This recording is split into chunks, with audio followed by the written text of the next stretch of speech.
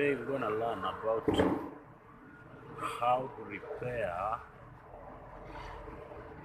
a broken block.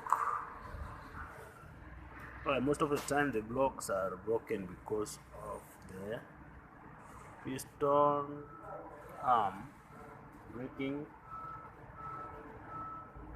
and forcing the block out because of the pressure from the camshaft.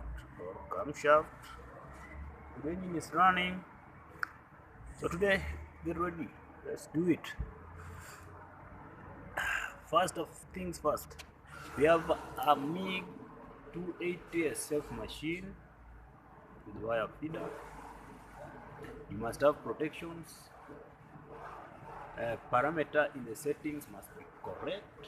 Make sure you are setting very correctly. If you mess a little bit, you get nothing. So my setting was wire feed at 3, 2.5 or 3 is better, and the amperage and the current at 30 and 40. So those are the settings that I use to weld or repair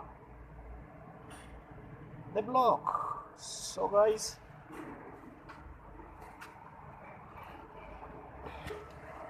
after welding and doing everything, welding, do your surface nice, everything should be alright,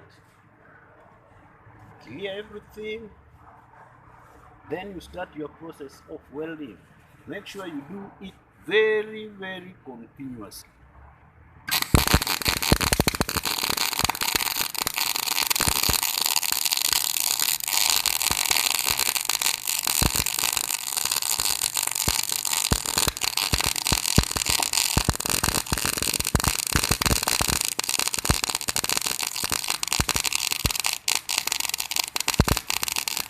You either push, pull, or any. Don't worry about what. Just push. All the processes are good. After that, you clear everything, you wash everything, you grind, you do everything, wire brush, and our final result is this. After grinding, doing everything, grind the tape there out so that the customer can like your job.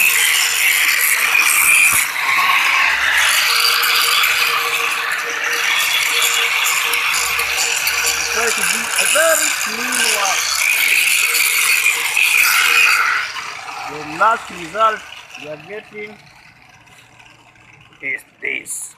Wow, that's fantastic. I like it. Okay guys, subscribe, welcome. This is my YouTube channel. It's an engineering channel. Go be together always. Thank you for watching.